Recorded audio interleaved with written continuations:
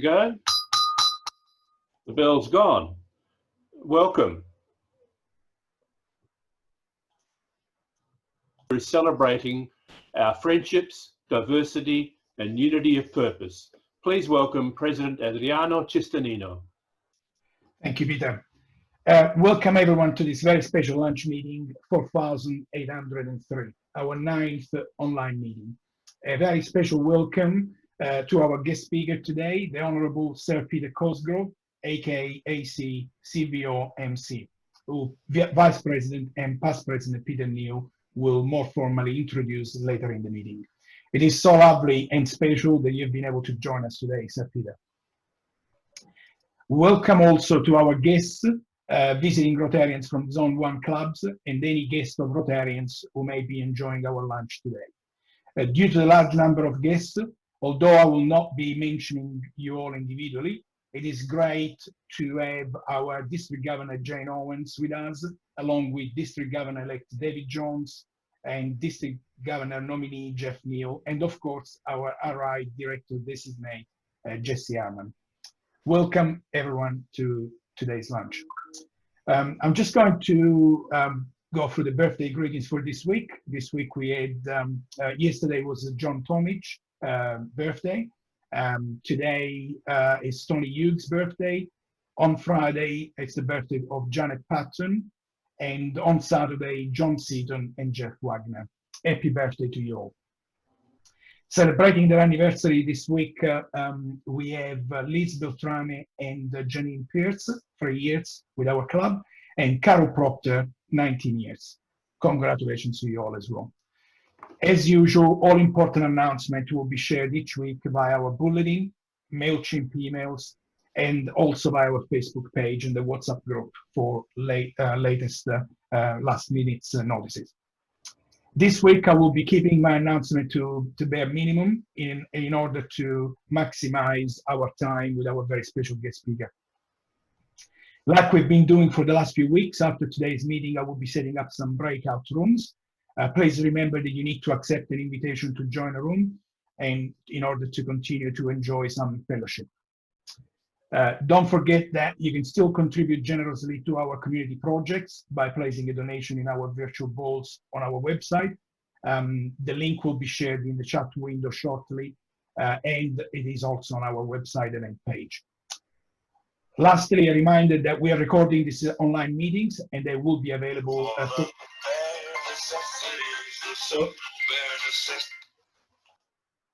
for you to share. So I was saying that a reminder that we are recording these online meetings and they will be available on our social media channels for you to share and on our website as a podcast in a day or so. Enjoy your lunch, whatever you have personally selected today, in the online share company of like-minded people. I will now hand over to our speaker host for today, Vice President and Past President Peter Neal. Thank you, President. And likewise, to maximise the available time with our special guest, we won't detail our spotlight on service this week, other than to say that our community and club service activities continue. Rotarians and guests, today we're honoured to have as our guest speaker, General the Honourable Sir Peter Cosgrove. It would be too easy to say that he needs no introduction. Indeed, that would do him a disservice. However, a full list of his accomplishments and honours would quickly dispense with any time for questions today. Just noting his role as patron of the Virtual War Memorial alone would take time. From an essay written by Squadron Sergeant Major Matt Ryan of the 1st Aviation Regiment in February this year, I quote the following words. General Sir Peter Cosgrove was promoted through the ranks to arrive at Australia's top calling, being Governor-General of Australia. He constantly demonstrated his leadership at the highest order, collecting accolades and military decorations along the way. His strength, determination, emotional intelligence, compassion, charisma, humour were all observed in everything that he did. Whether it was on the battlefield or in an area that had been hit by natural disaster, or even while serving as a commander of an international peacekeeping force, he was always seen with his sleeves rolled up and with his eyes, on the world's eyes, clearly focused on his efforts. Above all else, General Cosgrove is someone who has spent most of his working life taking care of others, and this to me demonstrates what humility is. Sir Peter is indeed, in the Australian vernacular, a good bloke, still working, still with his sleeves rolled up. Let's now hear his thoughts on leading in challenging times. Sir Peter. Well, thank you very much indeed, Peter. Thank you for the introduction. I'd like to send my greetings, of course, to your President, Adriano Sisternino, and a particular shout out to a friend of long standing, the one and only Sir Eric Neal, who's approaching a significant birthday coming up soon. And I've already said that privately to him before we joined the plenary session. I'm going to talk for about 20 minutes. My text is Leadership in Challenging Times, but I've sort of narrowed that down into leadership in a crisis, because really that is the greatest, highest test of leadership. And one might say that, well, most times are challenging, sometimes are really challenging. So I'm going to say, what's a crisis? Who defines it? Events outside the norm, that's for certain. Events that cause confusion and alarm. Events that create situations where ordinary behaviour and routine won't solve the dilemma. So we build ourselves a picture of a situation where additional, extraordinary things must be done for the public good. Now, we could say, of course, coronavirus fits the bill in every way, in that it is such a unique challenge to the whole Australian community, in fact, the global community, that we're all experiencing stuff not experienced even in Sir Eric's long lifetime. Let's put it that way.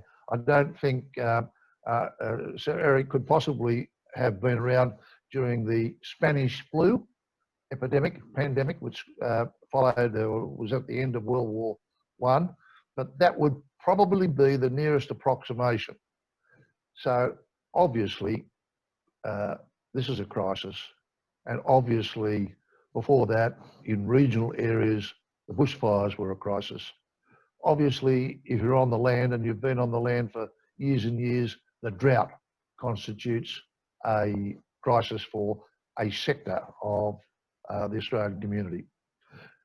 So crises are easy to see, but talking about them or describing them is easier than resolving them.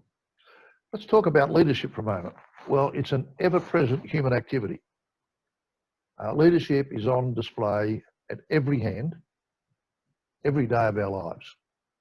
In this meeting we're having now, leadership's been displayed, sometimes formally, because the convener of the meeting will be granted respect and obedience, but often it's seen most casually. Two people come to a door, one person steps forward, opens the door and ushers the other person through. Then automatically there's been a little moment of leadership. The overarching aim of leadership, though, in a crisis is, in a rather more coherent and organised way, to urge the group, sometimes a small group, sometimes thousands of people, sometimes 25 million people, the population of Australia, urging them in the desired direction towards normality, even if that is going to constitute a new normal.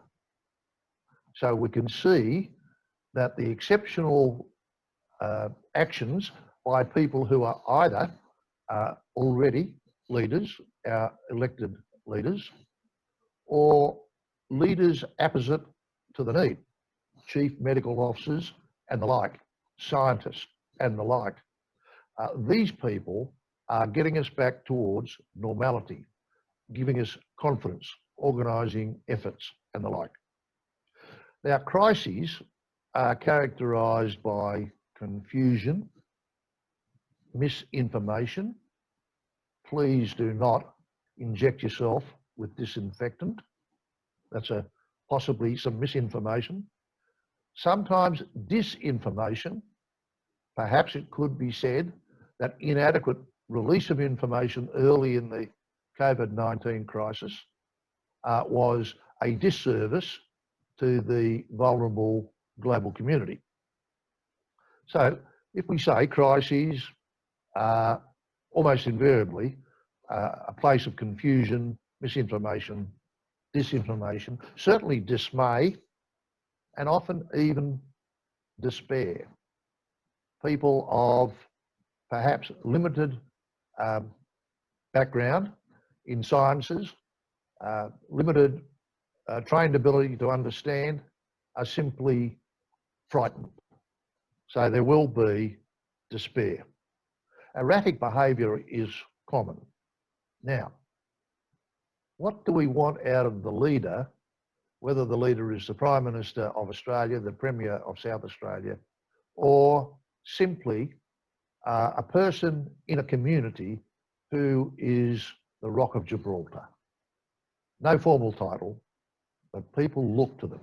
Well, the leader's got to be the custodian of the few simple, fundamental and unshakable tenets.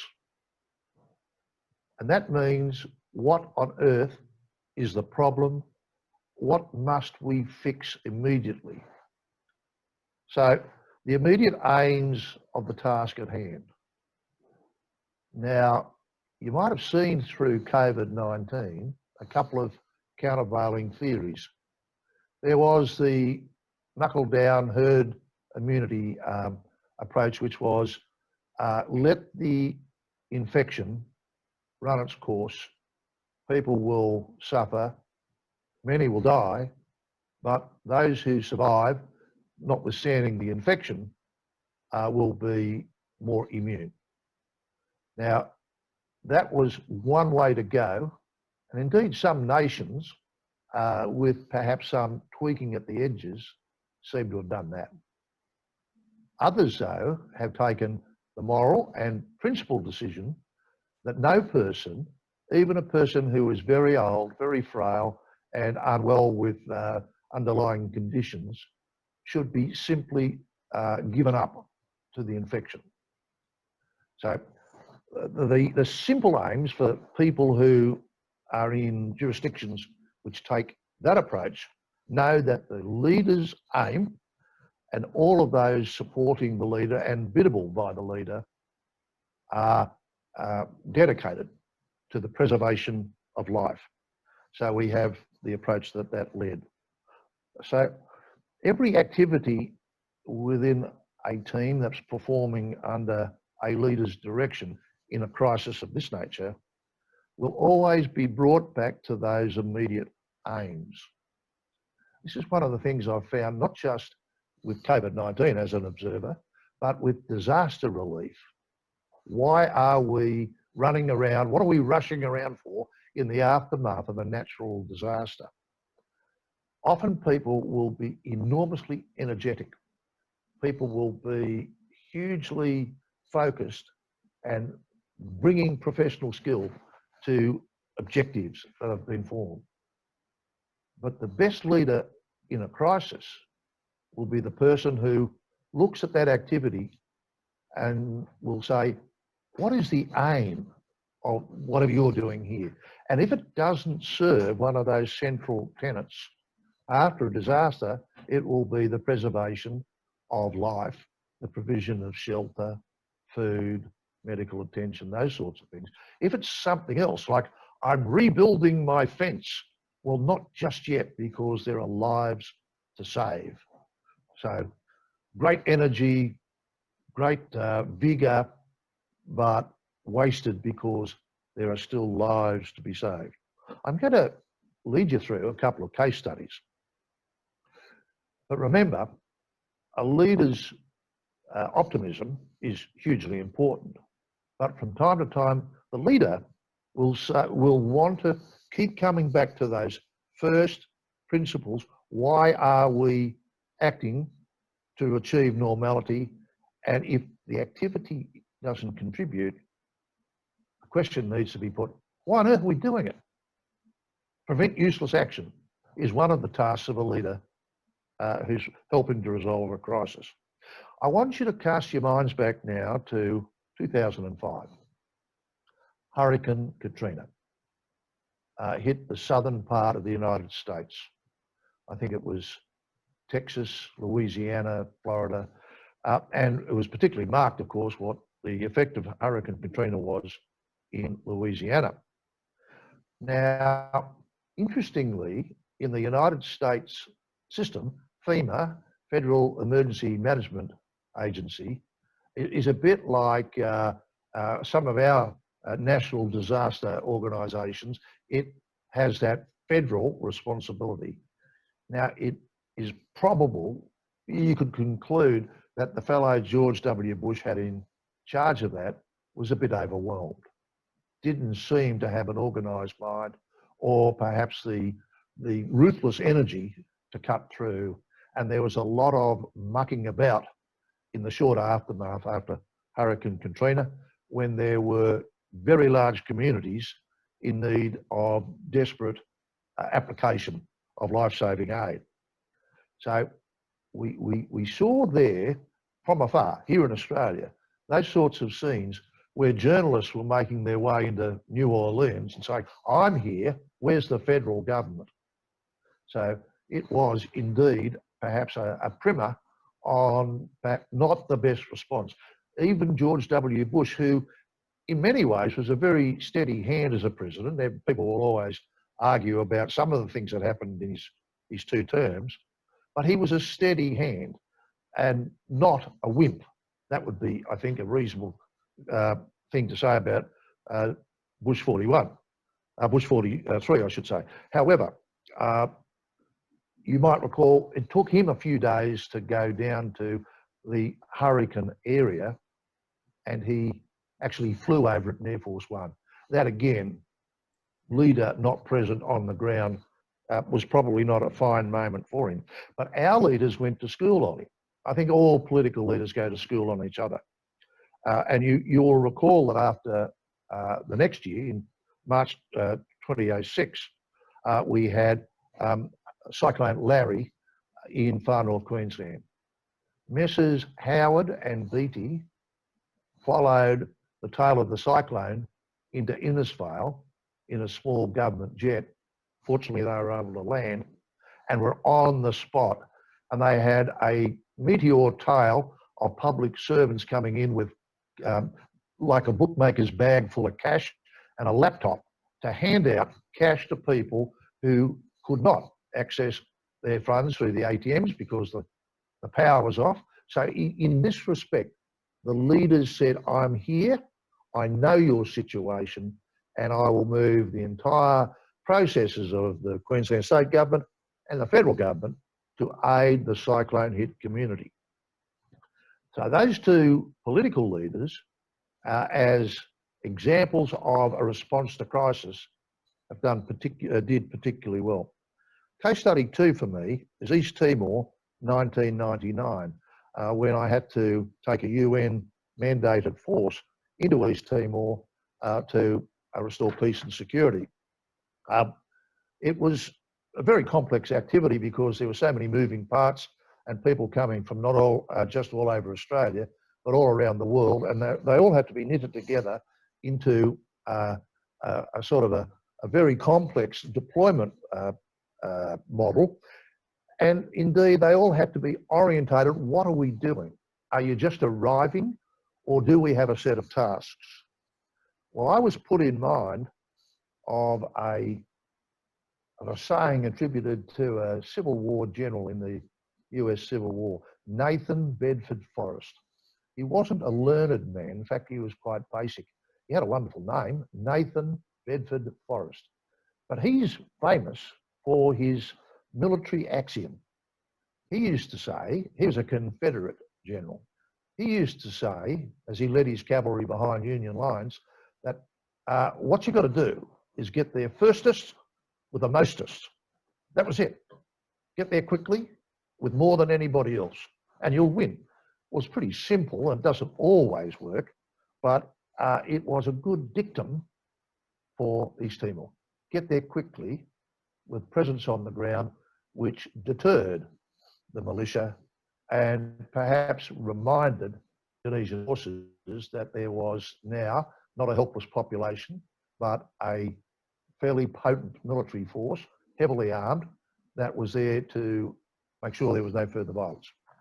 Case study 3, we, in the second half of 2003, having gone through the process of the invasion of Iraq, we were then confronted with a terrible situation in the Solomon Islands. And some of you may recall that then there was civil strife and disorder. The Prime Minister was being held up on the main street of Honiara and robbed at gunpoint, while police stood around admiring the trees.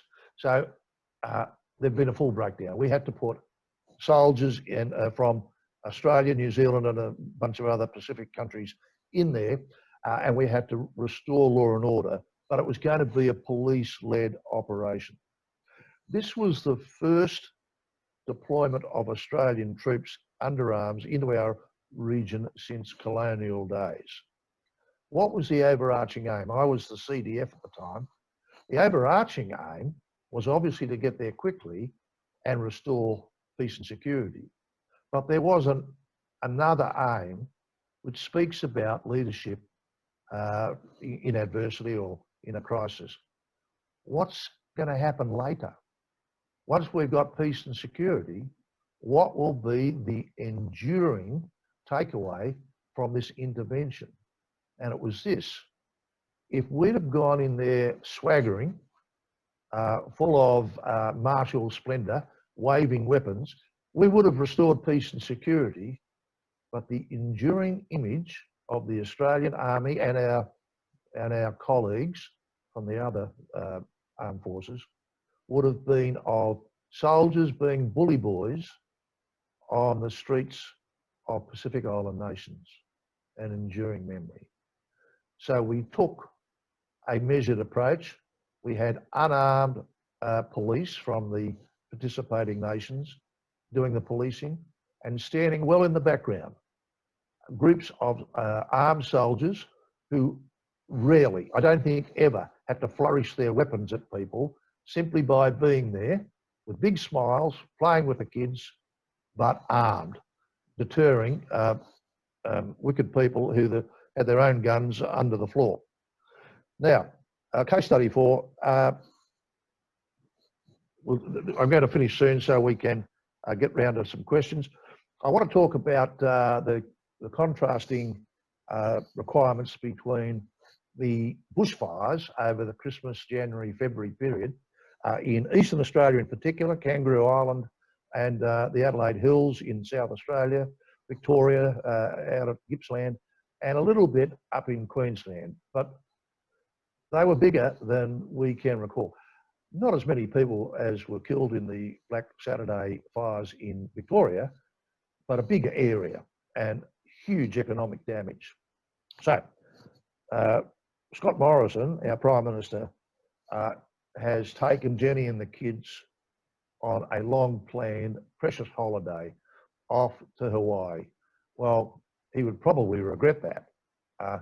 And I think the criticism of him was unfair because bushfires are very much, and Sir Eric will realise this, they're a state responsibility, except when they become so vast that they cross borders and you have a need for the deployment of the Defence Force and that sort of thing. So poor old Morrison copped it and had to rush back from Hawaii. But then when COVID-19 comes along, we're looking at a different political response altogether. And I'm saying here, of course, national cabinet, the coordination of state power and federal power, the mobilising or enlisting of the national community. So what's the next one coming along? Well, it'll be a challenge of a different nature, and it will be reforming the economy. Now, we've sort of taken like Lizzie Borden took an axe and gave her mother 40 whacks, and when the job was nicely done, she gave her father 41. We've taken an axe to the economy, and it has to be fixed. And that will be the next crisis, because it will require patience and resolve and genius. And again, the people will need to be mobilised. So I think we see something of this in the way our political leaders have instinctively responded to this challenge. Now, we're going to restructure the economy, I have no doubt. It has to be established by our political leaders and technical experts, but then it's going to need not just the energy and passion of the younger generation, those south of 50, it's going to need the buy-in and the wisdom and the energy, yes, of the older generation, because we know stuff. We've been through other trials and tribulations, not perhaps of the same nature of the dismantling of our economy at the moment, but certainly much more than the younger ones, who will be looking to place their hands on the levers of power, but not until the economy's redesigned. So this will be one of those never waste a crisis moments coming up, and the leadership that we need won't just sit within the political elected leaders, nor even, you know, the grey-faced eminences, the backroom boys and girls. It will need inspiration, brilliance, experience, and buy-in by the likes of all of us. And in this regard, my thesis is that the great service organisations are not just the repositories of enormous philanthropy and ordinary community leadership. They are the repository of vast expertise on the operation of the economy at many different levels. So the Rotary Club of Adelaide, all Rotarians, the other great service clubs, anybody with a commitment to the nation rather than to admire the efforts of others, you'll be all involved. That's me on the thought of leadership during adverse circumstances or adverse challenges. And I'd like to now turn it back to Peter and be available for questions. Thank you very much. Thank you, Sir Peter.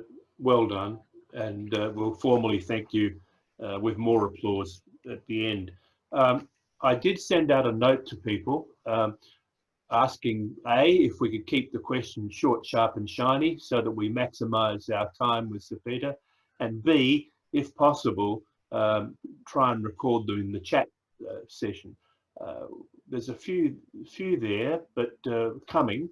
I've received a few, but in the meantime, if people would like to ask a question or pose a question to Sir Peter, you might just need to unmute yourself and call out your name, please. While you're coming to grips with that, if I could start the ball rolling, Sir, on a couple of occasions I've raised the issue in the context of leadership with the concept of followership, and I've been roundly criticised. It seems that the modern day is very much about everybody's a winner, everybody's a leader. I'm sure I understand. I also like to perhaps hypothesise that maybe good leadership depends very much on good followers. Would you care to comment? Sure, yeah. Well, look, I had that situation for years and years, because you can't spend 40 and a half years in the military. You're not always the boss. In fact, you may be a boss of a certain enterprise. I commanded at 13 different levels in the military with increasing and sometimes different responsibilities, but leading up to being the boss. And even then I had a boss. My boss was John Howard. I had obviously the minister as well, but the cabinet, government is collectively the boss. But if you want to pick out an individual, my boss was John Howard. And when I was Governor General, I had a boss. It was called the Australian people, 25 million of them. And I responded to them as well. So I think there is a theory of followership in this regard, that you have to appreciate where you fit in, and you can be as forthright, as sort of persistent with your leader as you like. There is this notion running around, which I think is a bit wacky, that we have an entity called a sovereign person. People declare themselves to be sovereign. They'll say, I don't pay tax. And if a policeman knocks on the door, he's not my policeman. So he can't come into my house because I'm a sovereign person. So this is a modern theory. There's a few people running around who believe they are that way, sovereign people, but implicitly, explicitly, we're part of a community where we obey the rules, the rule of law, and that builds from there. So one thing I will say about followership, this doesn't mean blindly following. The best part of a team, and I won't say a follower, part of a team, is somebody by whose endeavours and human traits, perhaps their goodwill, good humour, their empathy, by their genius, that is their actual skills, help shape the team, and indeed inspires the leader. Anybody who would watch, I suppose, me sitting with my air marshals and admirals and what have you, when I was the CDF, would say, yeah, well, Cosgrove was the boss, but boy, did he listen carefully to the Chief of the Navy, because the Chief of the Navy knows all this Navy stuff. And the Chief of the Air Force knows all this Air Force stuff. So at certain stages, they were leading the conversation because we were discussing an area of their expertise. And they'd come up with beaut ideas. And if they persuaded me that this was a really good idea, I'd say, good, we'll do that. That becomes part of our position. So there's a lot to be said for people understanding that followership is not just total subordination and, yeah, please, I'll do whatever you tell me, and I'll shut up and just, beaver away. There's room for genius. In fact, without the genius from the team, they're just a bunch of faceless women and men. Thank you. Thank you, thank you, sir. Neil Ross, would you like to ask your question? Sure, would. So Peter, really have enjoyed your talk. I guess now the immediate crisis, or at least the severity of it, is receding a bit. It's quite clear as the political divisions are now coming back to the fore. So how would a good leader to ensure that at least those sort of things don't get out of hand? Obviously we've got a couple of elections coming up, so all that's going to come into play, and already the states are bickering over whether they should be opening borders or not. So there's a real risk that it could all fall apart, I guess. So what would a good leadership do in this case? Well, I think if I read the tea leaves on what they're going to do, I won't say what I would do, because I haven't ever stood for election, so it's easy for me to say. Therefore, I'll just say what I think they're doing. And they are the political leaders. I believe that all the sort of toing and froing about borders is a bit of theatre. There is some economic problems with the borders remaining closed, but there's a bit of theatre going on. And you're right, there are state elections in the wind. And I think WA looks like a foregone conclusion, but in Queensland it may be a little trickier. So, the theatre might become a little more intense here. I believe what the Prime Minister, federal government, and the state governments and premiers will do is to focus on the economic reform that will take place. They'll take the opportunity to try to get as many winners in the room as they can. And I think with the Prime Minister engaging with the head of the ACTU, that's a signpost of how he wants to play it, to build this as a big reform where everybody's seen to win. So I mean, obviously there's political ramifications in this.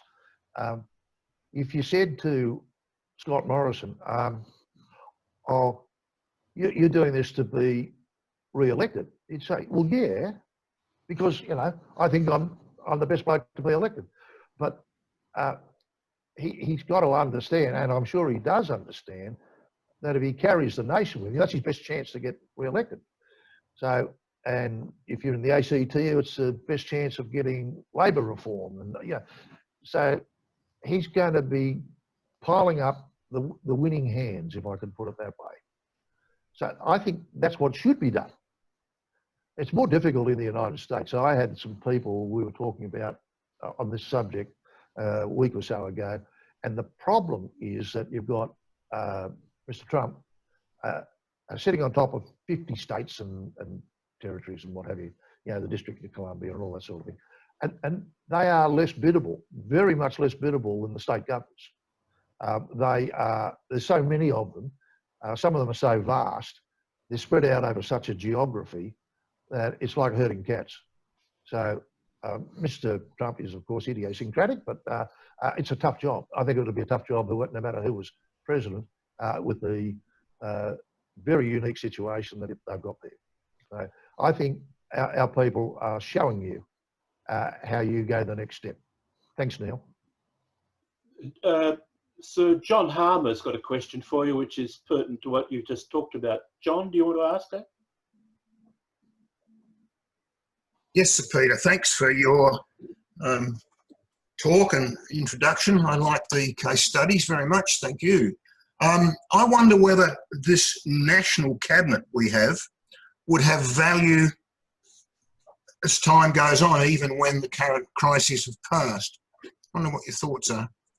I think it would have to be based on particular situations, because I notice that even at the outset of the bushfires, and then in some of the early days of the coronavirus reactions, the states were, I won't say jealous of, but cautious about states' rights. And the constitutions are quite clear.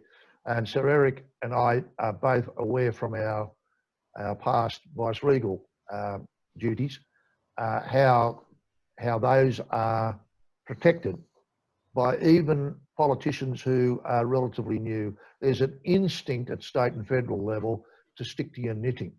So I think that where you plainly can expect and hope for coordination, the national cabinet model will be adopted informally by mutual agreement between the federal government and the state governments.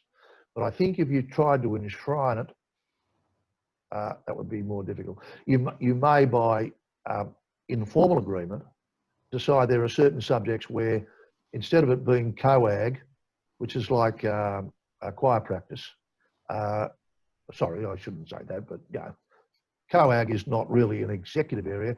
The premiers will tell you that's where they come to be told that that's what you're going to get, and where they say that's not enough, and they go and do their separate press conferences. National cabinet would be a discussion and a collective resolution, but you'll never see it over things like security, foreign relations.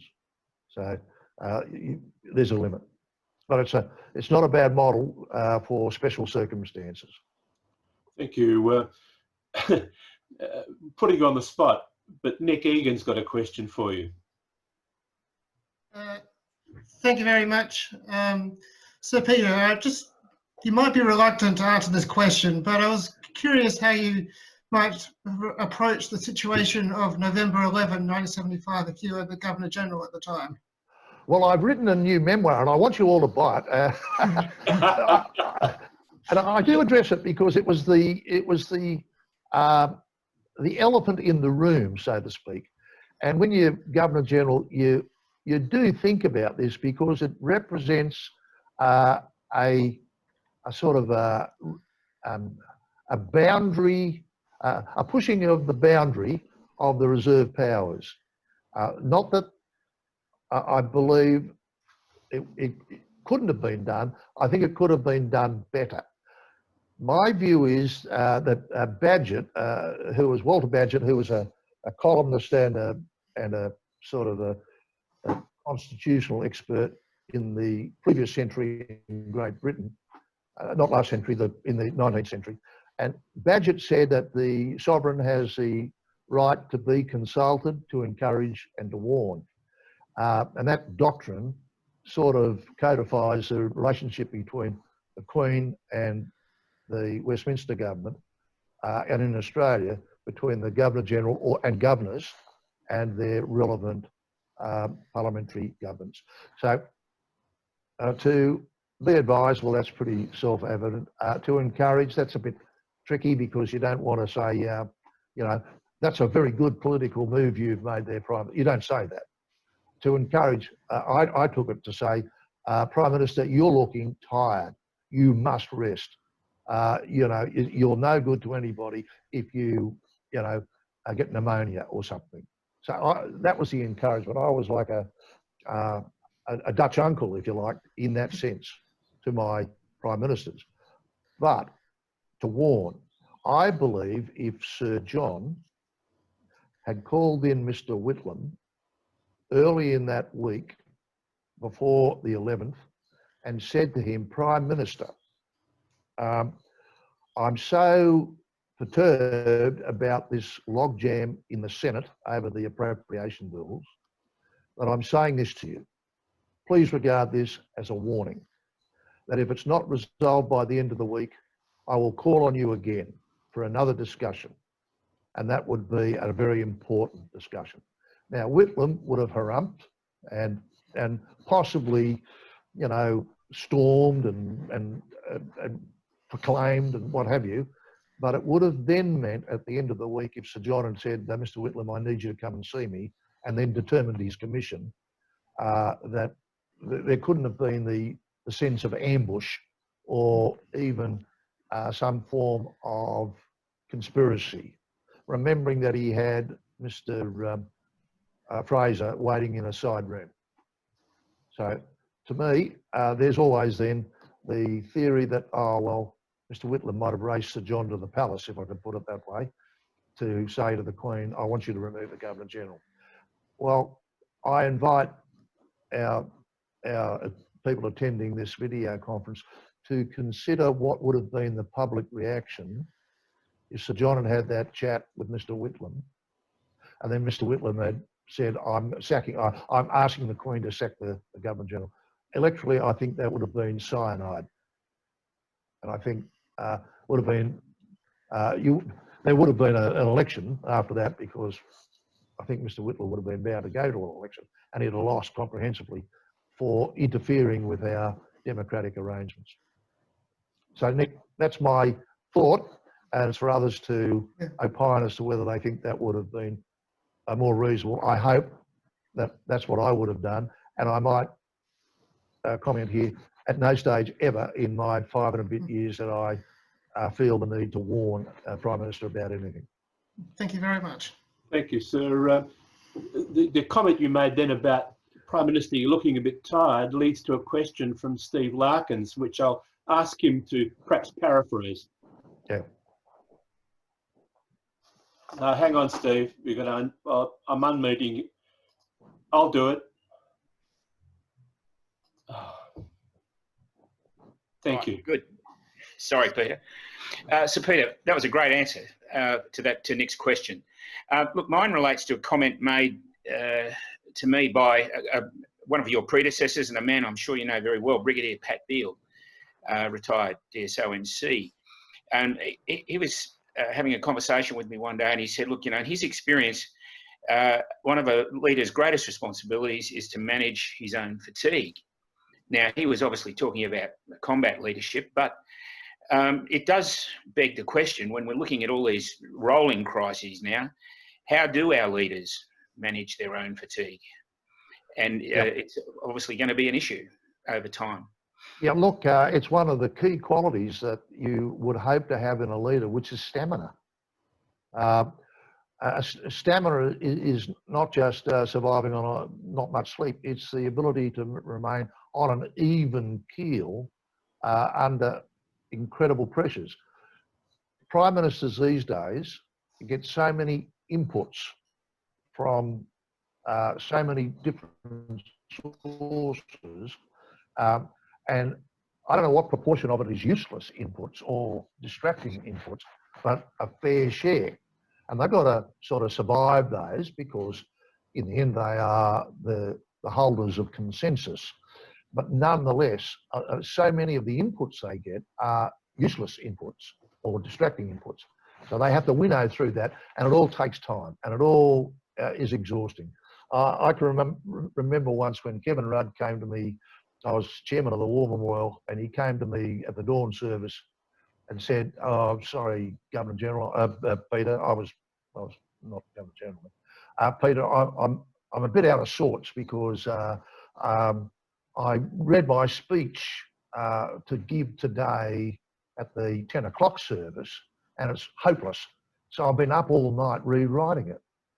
I sort of gave him the look, and I sort of said to him, "Prime Minister, you know, if you'd have picked up your phone to your speechwriter and given them a giant rocket, they'd have been in there rewriting it for you. You could have got some sleep." Yeah, it's just emblematic of the challenge. Now, you know, when we had Cyclone Tracy hit Darwin, Gough was in London. He'd been in Greece. Gough was over in London, and he was prevailed upon, because Darwin was a mess, to come back. He sort of grumbled a bit, and he returned, but he was back for 4 days and went back to London and left old Jim Cairns as acting Prime Minister still in charge. What I'm saying is times have changed. So the sort of facile view was that Morrison should have come immediately, shouldn't have gone to Hawaii in the first place, but then he should have come back and sort of, he sit rigidly at attention at his desk for the rest of time, you know, waiting for the next crisis. So managing your workload is, it's almost innate. I was lucky. There's that part out of The Man from Snowy River where the stock horse snuffs the battle with delight. You need stock horses with very good stamina, and you've got to elect it. Stephen Baker's here, and he will tell you he's probably seen people who were brilliant politically, but you know they went to pieces from time to time. So I know I've been told that you were going to attend today, Stephen. Good to see you. Thank you. Just as a follow-up to that, it's interesting to observe that pacing happening, where the Prime Minister and the leaders in Canberra, as well as the premiers, are starting to pace themselves in the last week or so. Instead of the daily press conference, they're actually handing over some responsibility to some of the other members of the team, which is probably good. But it's also interesting to see the social keyboard warriors when the PM does a press conference of where have you been? We need you. There's a separation anxiety. Well, I think the thing that I've noted in particular, I'm sure others have too, the emergence of some of these boffins as very trustworthy, very credible, articulate spokespeople. You know, the Chief Medical Officer and the Deputy Chief Medical Officer at Commonwealth level. I see mostly the less here in Sydney, Dr. Chant. She's very, very credible. And, you know, they're developing a sort of a community followership and helps take the pressure off the poor old Polly. The worst thing, though, is remember behind every premier, there is a thrusting political member who says, I can do that. And then, oh, heaven preserve us, because they get caught on the flypaper, don't they, Stephen? Thank you. Paul Denver, you have an interesting question about the future. Thank you, Peter, and thank you, Sir Peter. My question is about, you spoke about how we're all going to need to be involved in rebuilding the community. In most of our service clubs, there is a lot of expertise and experience, but there's also a heck of a lot of grey hair or no hair. I'm wondering about how we can encourage and support the efforts of our youth and get them more involved in rebuilding the economy as well, given that it's very fractured now with different social media and younger people not joining groups like ours. Yep.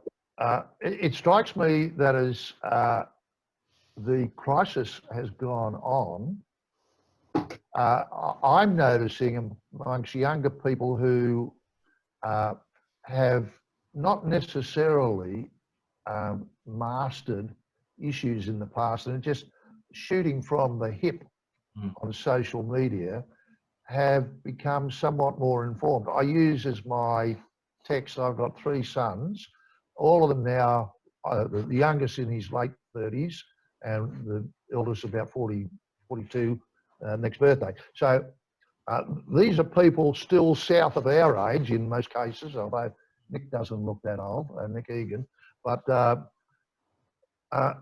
they are taking more interest and are more informed. It strikes me that we can form, I don't know, Kevin Rudd had a sort of when his government came in 2007, there was sort of tours, regional tours to find out things, town hall meetings. Now, I don't think that that's useful if it's some vast federal government caravan going around Australia. I think if it's regionalised, however, I think if there's, if you like, position papers or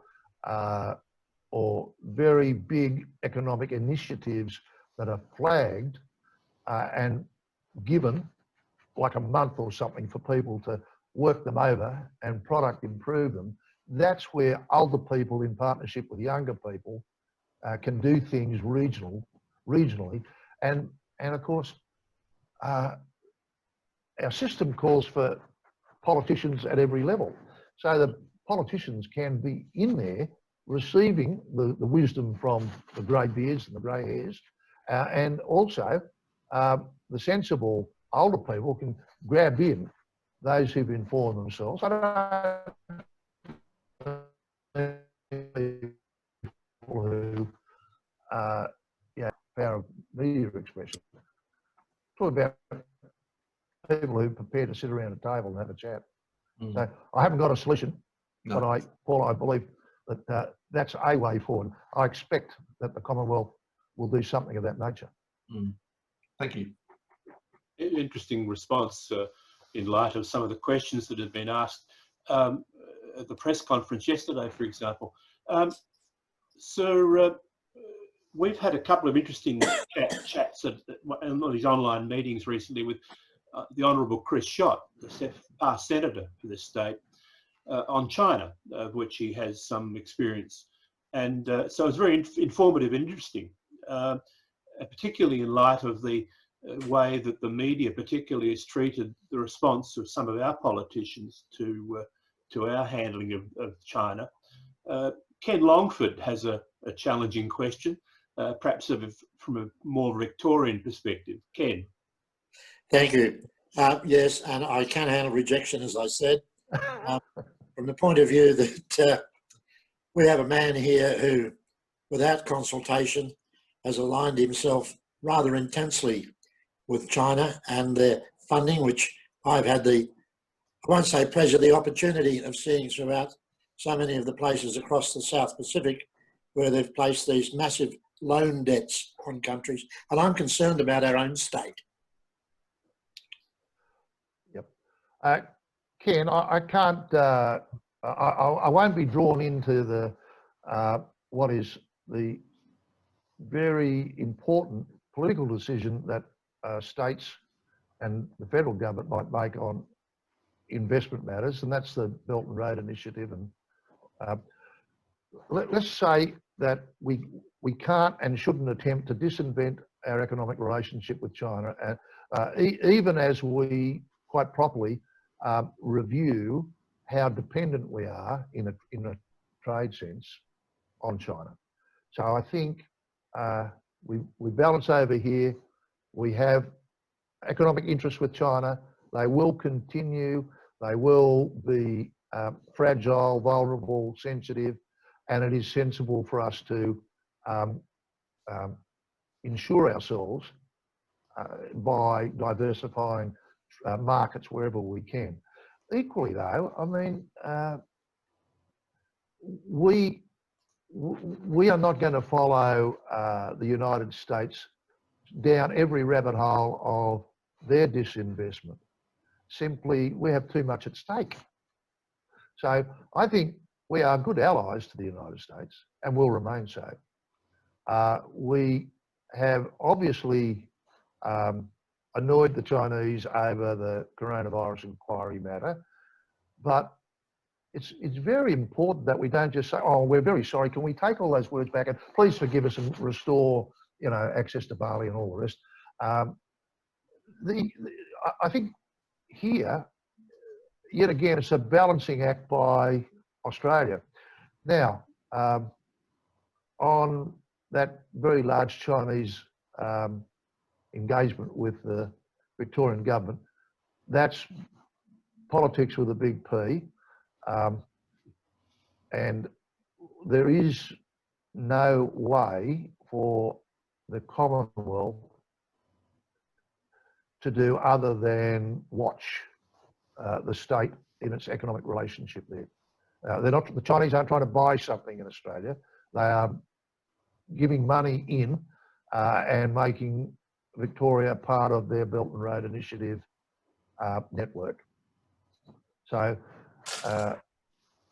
if the Chinese wanted to buy Geelong, right, then the FIRB would get involved.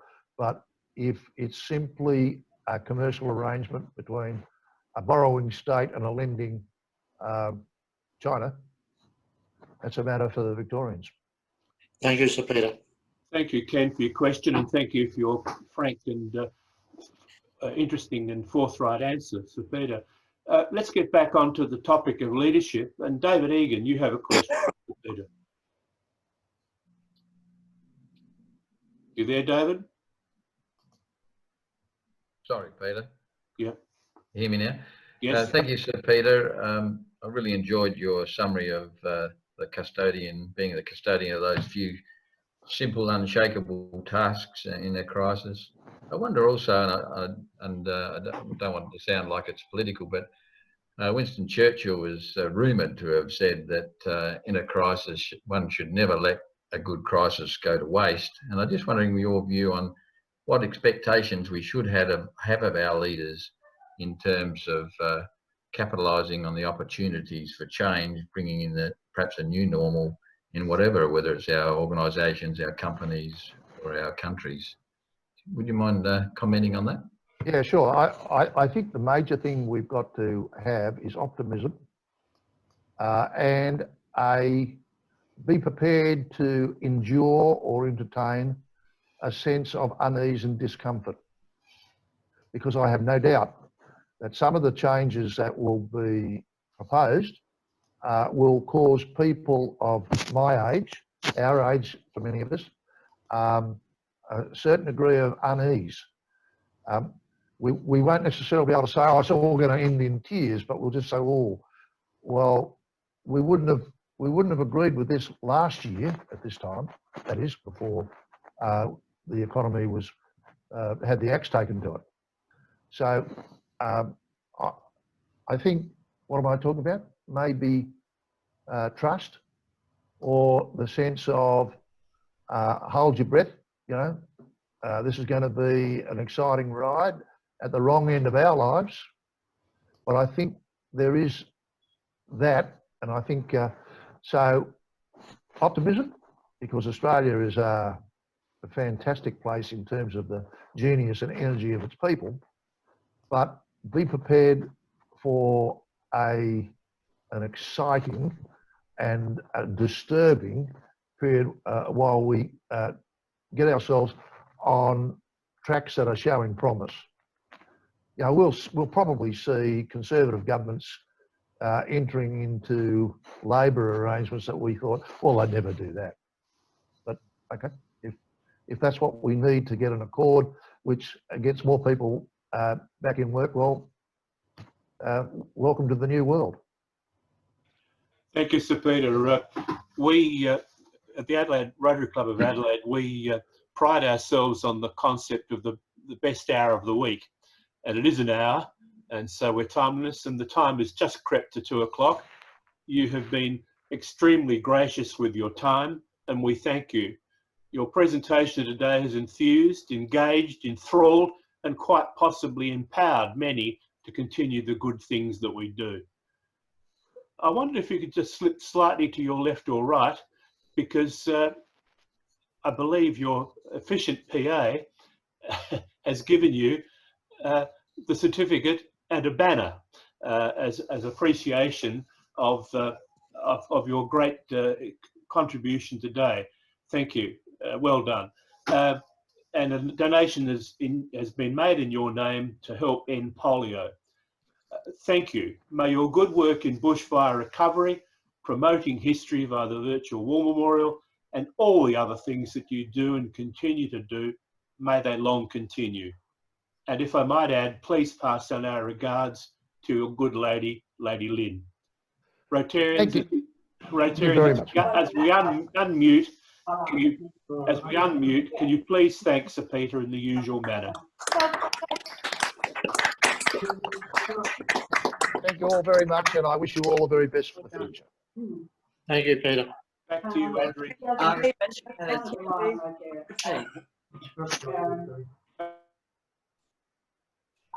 Thank you, Sir Peter, very much.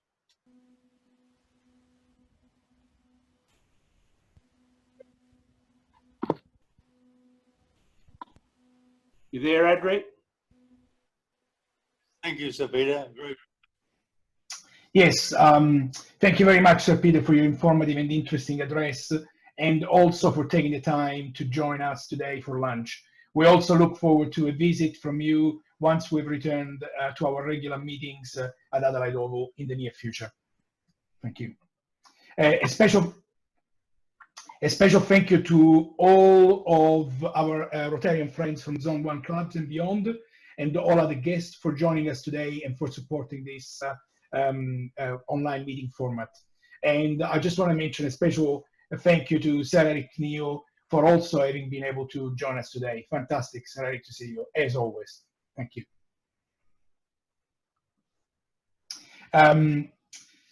We hope to have you all back here in the near future. Next week, we'll be meeting back here online, and our guest speaker will be our own RCA past president, Darcy Walsh. His topic will be ROMAC, Rotary Oceania, Medical Aid for Children, Life-Changing Surgery for Children. We will also induct and welcome 6 new members to our club, and so it will be a quite special occasion. I will now close today's meeting. Thank you for being with us. Hope to see you next week. Have a great week. Stay safe and goodbye.